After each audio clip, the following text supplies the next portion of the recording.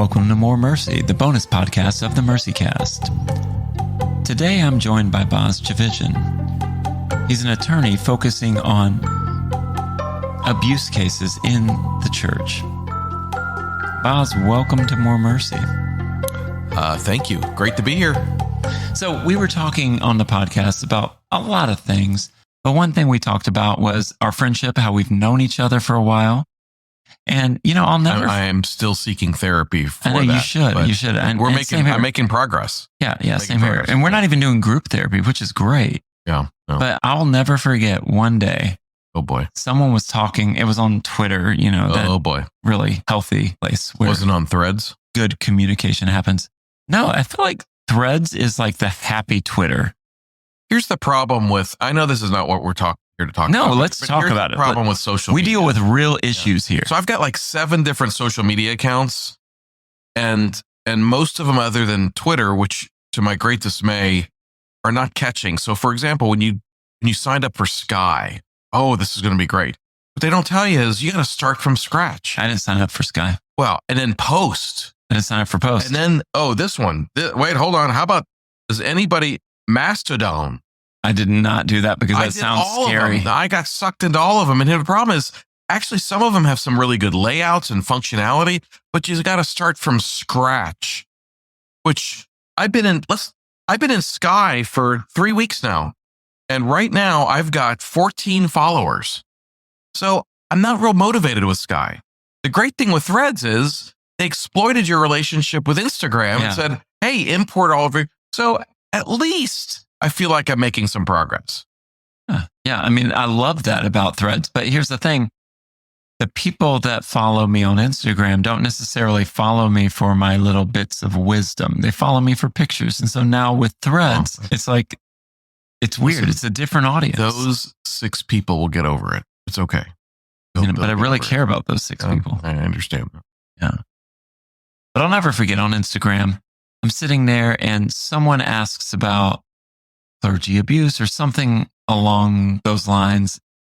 And I mentioned, I interviewed my friend Boz Tchividjian for whatever in my book, Vulnerable, whatever. And it was just something in a thread. And I just kind of threw it out there. I wasn't even thinking about it much. And then next thing I know, I get a text. So-and-so is basically saying that you're this big name dropper. And they're like, and it was this wild thing. And they were accusing you of being a name dropper? Yeah. And I was like, that's the truth. I just remember reaching out to you and I'm like, so apparently someone said I name dropped you, but. Well, listen, let me put you at ease. In order to be a name dropper, the name that you're dropping has to be a name. Okay. So it's one thing if you were dropping like, I don't know, a very famous person's name. Okay. You were dropping the name of Tony Evans or Mike Pence, which I'm not sure why you dropped that, but why did you go to Mike Pence? Why was that your go-to knee-jerk? I don't know, because maybe I'm looking at you and I'm thinking of Mike Pence. I look like Mike Pence. Well, so you dropping my name is really not anything because I don't really have a name. Well, and I thought it was weird because I was like, I don't think I was name dropping. I think sometimes you just talk about your friends. Correct. But what I found is, these people obviously love what you're doing. They love your work. I just wasn't even thinking about that because I didn't meet you in that context. No, you stalked me. Yeah, basically. And after we got the restraining order, that's when we became friends. I call it being persistent. Yeah, well, there are a lot of people in prison who called it that too. So I'm glad I didn't press charges, and we're friends now talking about this. So anyone listening, we're talking about. Anyone listening, obviously this isn't true, but I was persistent, and you were, which is good. I'm glad you were. Well, and I'll never forget the day I met you. It was fascinating. We talked, had a great conversation, and I was like, yeah, well, that's that. I'll probably never talk to the guy again, and that's okay. You were probably hoping that. And then I remember you reaching out to me and you said, okay. And it came out of kind of the blue. You reached out and you said, Raleigh, you started this organization, Let My People Go. That's great. I need you to do something for me. I said, what's that? Before you quit, you need to call me and we're going to talk about it. Because you had started Grace And it had kind of been a slow burn. It wasn't this immediate, Nope.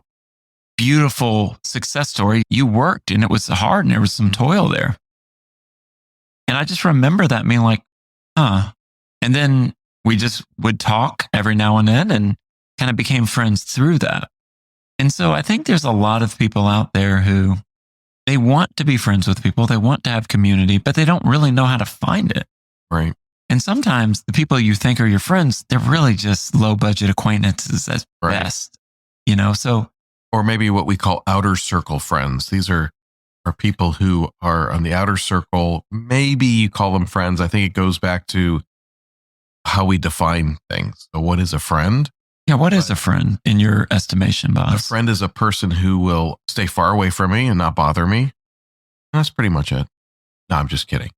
A friend is, that's a good question. I think a friend is, from my own experience, is somebody who I can be 110% myself. I'm not putting up any walls. I'm not acting a different way because of this person. I'm just being myself.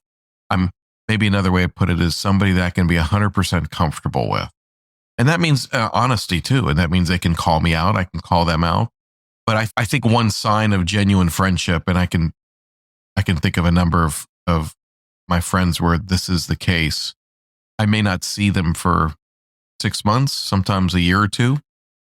And when I do see them, pick right back up where we left off.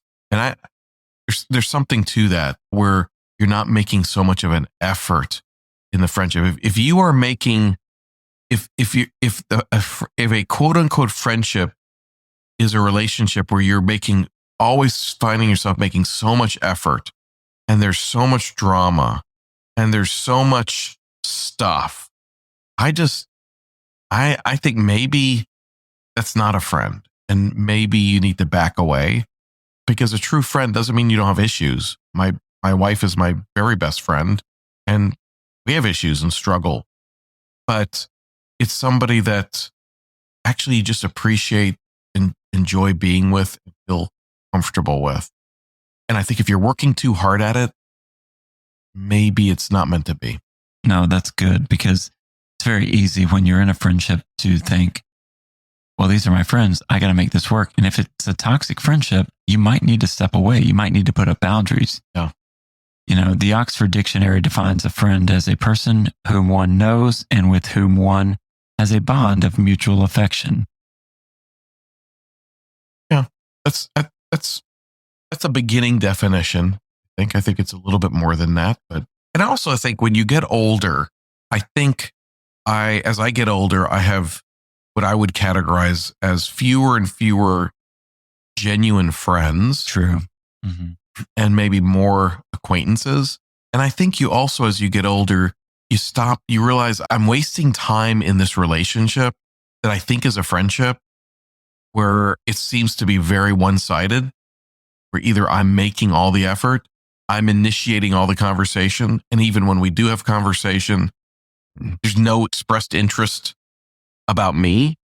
Sometimes as I get older, I'm like, okay, those are friendships I can walk away from, because as you get older, again, you realize the brevity of life, and you want to spend time with people that matter to you. And I'm learning that, still learning that. I've noticed that there have been friends in my life where I really appreciate them. I care for them, but I find myself doing the bulk of the work sometimes. I had to kind of take an inventory of friendships and be like, this isn't a race. Right. And it's okay to have acquaintances. But if my friends aren't trying to meet me there, are they really my friends? Or if I'm not trying to meet them there, am I really their friend? And they're seasonal friends. I think that's true. There are friends that I can look back in life that for a particular season, these individuals were genuine friends. But the season has passed, and it's okay. We don't have to maintain a friendship for friendship's sake. And that's not all friends, but it's like when one measure I use sometimes with friends is, if I have a certain friend and then let's say I move, which of those people within that community do I still keep in contact with? The people I have no contact with, those are acquaintances. The people I maintain a relationship with generally are because I want to and they want to. And out of sight is not out of mind. To me, that's a good measure of that's genuine friendship. The others maybe have been seasonal friends, or simply I'm recognizing the fact that they were more acquaintances than anything else because I haven't talked to them in 2 years since we moved. Not that I left angry at them or not that we had some explosion. It just, I moved and I guess I don't really miss their relationship because I've not really reached out. And quite frankly, the same as from them. So, okay, seasonal friend or acquaintance, nothing wrong with that. No, and I think the move test is very important because I've noticed that in my own life. I'll move away and there are people that maybe I hung out with quite a bit, but when I move away, I'm not reaching out to them. They're not reaching out to me. And I think sometimes we think of friendships as something we need to amass. Like we need to have a certain number of these things to really feel worth or feel valued. But I think it's also important when you think about friends is to know yourself and what kind of friend you are. Right. Like I'm a social introvert. I've realized this about myself. I'm not an extrovert. I always thought I was. But now there are times I kind of like to just be. And with friends, there are times where I don't want to perform. I don't want to have to be the funny guy or the smart guy or the whatever guy. Sometimes I just want to be the guy who's just sitting there on the couch, not really saying anything, but just being. And when you can have friends who can do that with you, man, that's beautiful.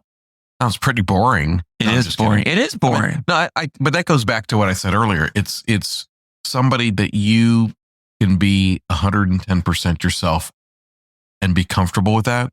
So that means if you're in a mood where you just don't really want to talk much, just want to be, you can be, and you don't have to be sitting there with that person worried all night. Like, what are they going to think? Are they, they know you and you know them. That's why I think genuine friendships fall into a very small category for most people.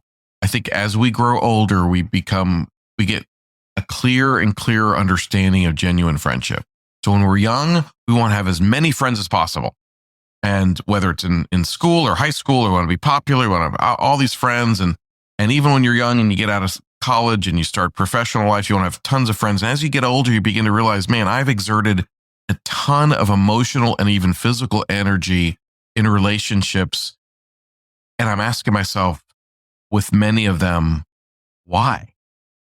And that begins to narrow down or maybe vet people in your lives who mean something, who you earnestly miss and enjoy engaging with and being yourself with. And the other category of, like I said, those seasonal friends or acquaintances where there's nothing wrong with those people, but probably are not people you choose to be around as much as maybe you thought you needed to be around before. I don't know if that makes sense. No, it does. And I think when you're younger, you can bring in friends, but maybe I love the word you used, vet. Maybe not vet them as much. You kind of bring them in and you're just like, hey, we all like the New York Giants. I don't know why you would, but we do. And where did that come from? That's almost as bad as the Mike Pence statement. Yeah, I know. It was weird. Gosh. Yeah. I'm still dealing with that one. But we may like the Giants, and we're big Giants fans, which you can tell this is a made up example because they don't exist. But, we may be Giants fans and we're going to be friends, but then that's what you built your friendship on. But the older you get, your friendships have to have a more sturdy and solid foundation because life is messy. Life is hard.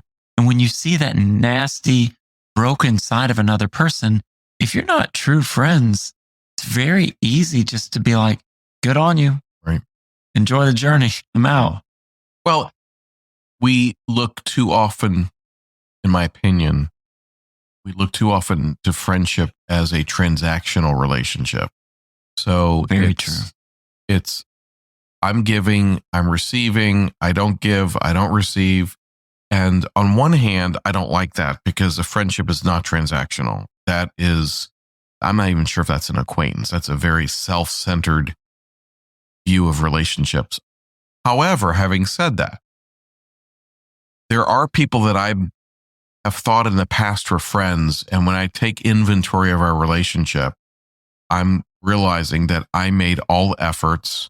I initiated all conversation. It's really one way. Now they would respond, and then I think, when's the last time they asked me just a general question like, Boz, how are you doing? Tell me about what's going on with the girls. How are you and Lydia?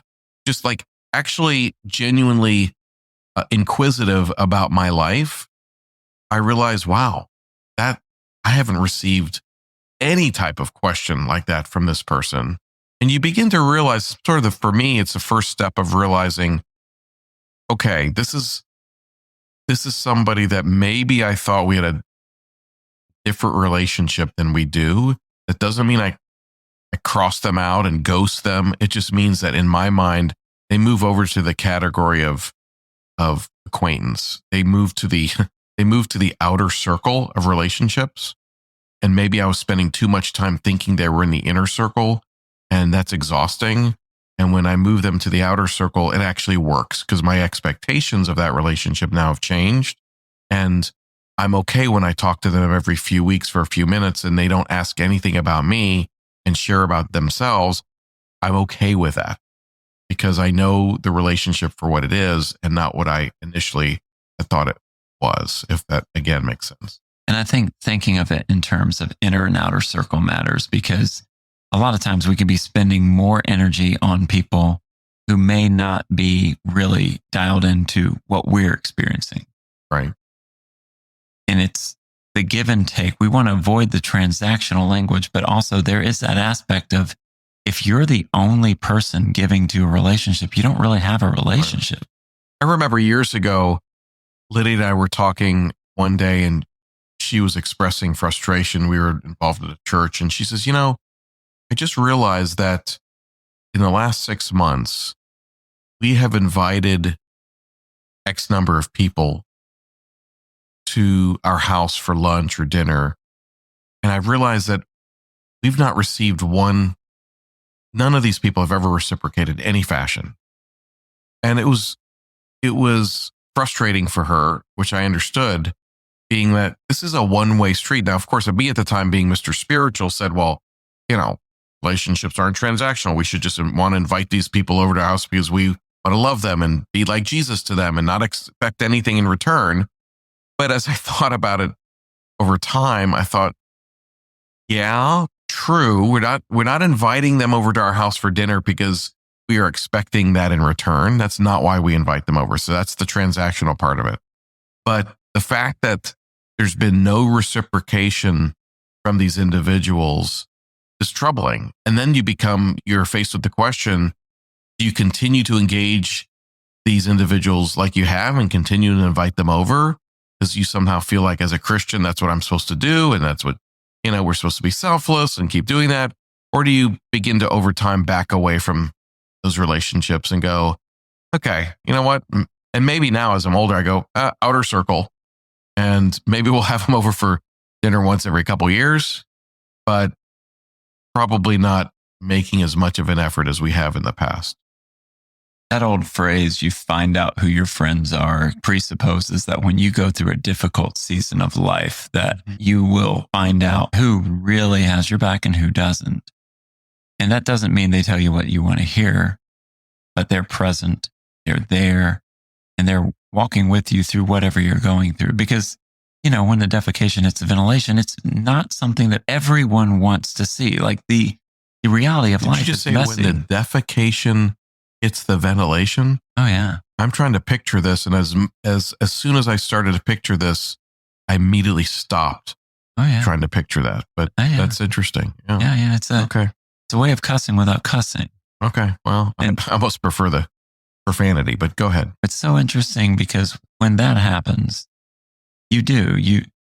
some people, when they see, it doesn't even have to be your worst, but when your needs become inconvenient to them, they may back away. Now, that's different than having boundaries. I think sometimes, like I've known people who they were in a place where they were really toxic. They were in an unhealthy place. And I had to say, hey, I'm there for you. but here's when I can be there for you because I got to care for me too. Boundaries are okay. But some people they're just kind of like the good time Charlie, they just want to be around when everything's going well.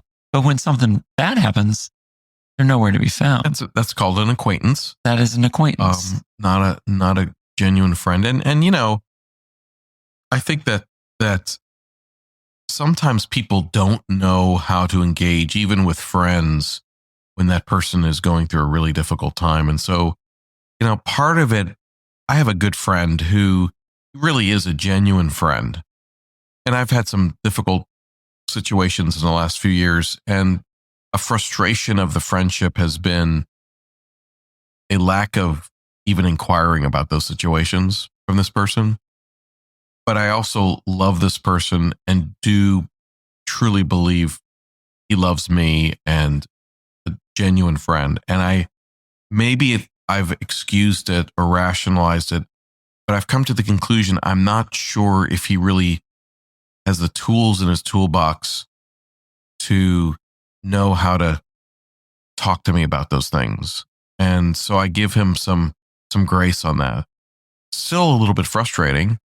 And he's not the person that I would go to, and I'm not talking about you, Raleigh, because he's starting to cry over here, and I wanted to make that clear. But he's not the person I would go to with a major problem. And that's okay. I mean, I also think that there are certain friends that have strengths, just like we all have strengths and weaknesses. There's certain friends that we are going to go to immediately if we have an issue or a problem we're struggling with just because of their personality. That doesn't mean that everybody else is not a friend. It just means that that's a strength and we feel comfortable with them on this particular issue. And I think as I wipe the tears away from your last statement, we get to choose that. We get to choose who we invest time in and who invests time in us.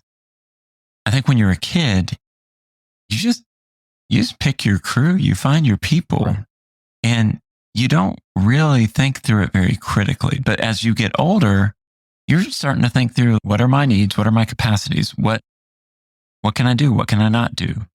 And you start building friends that way. Oh. But what people will say, and I've heard this a million times, it is so much harder to find friends as you get older than when you were younger. Why do you think the difference is? What do you think the difference is? I think our understanding of friendship changes. So what you're looking for in a friend when you're younger is probably significantly different than what you're looking for in a friend as you get older. And just as we've been talking, I think that circle gets smaller and smaller. And so when you're younger, you define a friend in a much broader sense, and anybody and everybody's your friend. As you get older, you realize time is precious. I want to spend time with people that I care about, but that I can be myself with. And that can be a limiting number of people. But I will say this, at least in my own life, that sort of inner circle of genuine friends that has developed in my life are people that will be friends for a lifetime, and people that it's definitely a smaller group, but each relationship is incredibly enriching in its own way. And for that, I'm grateful. So that could be difficult. And I think part of it too is, I think sometimes people they look too hard for friendships. And I get that, because we want to have relationships with people and we're social. But if you're looking too hard for friendships, you may be approaching it in a way that's not really helpful, other than simply being who you are. And if somebody sees you and engages with you and appreciates you for who you are, and you feel somewhat the same, at least with them, probably the beginning of a genuine friendship. Well, there's a theological component of friendship as well. Boy. Okay. Oh. We see throughout Scripture, Jesus had 12 friends. Yeah, I get it. Yeah. But one of them was not really a good friend. No, he wasn't a good friend. He was more of an acquaintance. Yeah, he was outer circle, way outer circle. Way outer circle. Yeah. But, You see Jesus is a friend of sinners. He's like, I call you friends. We see over and over and over, Jesus is having this intimate kind of acquaintance, in a sense, with those of us who believe in faith, like those of us who are following him. And it's almost an invitation to experience his presence. And I think there's an element to friendship there too, where when you're friends with people, you invite them into areas of your life that you probably wouldn't invite everyone to. And you step into their lives in the same way. Yeah, I mean, I think Jesus moved towards people. We learn a lot about the relationships he had with people. You sometimes take a step back and go, okay, I wonder who Jesus was like really just friends with, and get some sense of who those people were. But I also think that Jesus was approachable, and it seems to be very approachable, because even the most marginalized people would approach him. Now, they might be rebuffed by his other friends, but he was approachable. And I think that's a good example to us. And that is, am I approachable? Even in my relationships with friendships, but even in general in life, it's sort of a bigger issue is, am I an approachable person or am I not? And I think if you're not approachable, think through what that means. It's going to be difficult for you to have friends, genuine friends. It's also going to be difficult for you to just be who, in my opinion, who God wants you to be to those he places in your life. Yeah, it's interesting with friends. You have people who can draw you out of yourself. But when we're not approachable, oftentimes we are drawn within ourselves. And no matter how hard people work, they can't crack that exterior. They can't get in. And with Jesus, yes, he had his 12 disciples, but he had so many others that he called friends, people that were drawn to him, that he would have moments with, that he would teach, that he would care for, that he would walk with, that he would share with. And I think having a healthy friendship with someone, it has this way of drawing you outside of yourself to see someone else, to be present with another human being rather than just being in your head. Well, a true friendship requires one to look outward. And if you're looking at a relationship primarily because of what it gives you and what it fulfills in your life, again, I don't think that's genuine friendship. I think that's a transactional relationship, maybe an acquaintance. But a true friend is somebody that you're right, can take your focus away from you. If I'm stepping into your life, I should be focused on you, and vice versa. Not at all times. But I think that so many of us, and I'm guilty of this too, we engage in relationships where we're really pretty self-focused. Like, what am I getting from this? And if I'm not getting what I think need from this, I'm moving on. And I don't think that's true friendship. But that's easier said than done, because like I said a minute ago, I might be in a friendship, what I thought was a friendship, where nothing's being reciprocated. And you go, okay, well, I'm really not getting anything in this relationship other than me expending myself. Maybe that's not genuine friendship. And I guess maybe what I'm saying is it's got to go both ways in some degree. Maybe not tit for tat, and we're not keeping track of it, but friendship has to be satisfying to both people. Otherwise, it's not going to be friendship. And I think the word satisfaction matters there, because there needs to be a health element, because you can be friends with someone, but they could be in a very toxic place where every time you hang out with them, you feel like you're being put down so that they can be lifted up. Right. And that's not good either. It's like kind of figuring out, because you don't want it to be transactional, but there is that aspect of, how do I care for myself too, as I care for others? Because if you're not caring for yourself, you have an empty well. How are you going to give water to others? Well, and I would say in sum for me, friendship is if you are overanalyzing a relationship that you think is with a friend and you're struggling with lots of the things that we're talking about. My personal opinion is I don't think that is what friendship was designed to be.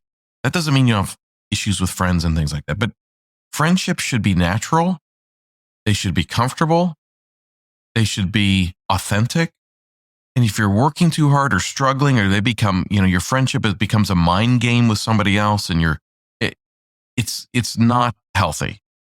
And an unhealthy friendship, in my opinion, is worse than no friendship. And realize this, there are other fish in the sea. And if you're somebody that's really struggling with friendships or struggling with having a few relationships that you feel like you're the one that's giving all the time, or you're just sort of what we've talked about here, but you can't let go of that friendship because you may be insecure about whether there are other relationships out there. Let me tell you, there are. And when you connect to them, whether they be a friend or whether they end up being a friend who ends up being a spouse, you'll know it. And you'll look back and go, okay, now I really can tell the difference between genuine friendship and what I might have thought was friendship, which in fact was maybe an acquaintance. And then I think more than anything, I just wanted to close with something very personal to me. And that is, friends are friends forever. If the Lord's the Lord of them, and a friend will not say never, because the welcome will not end.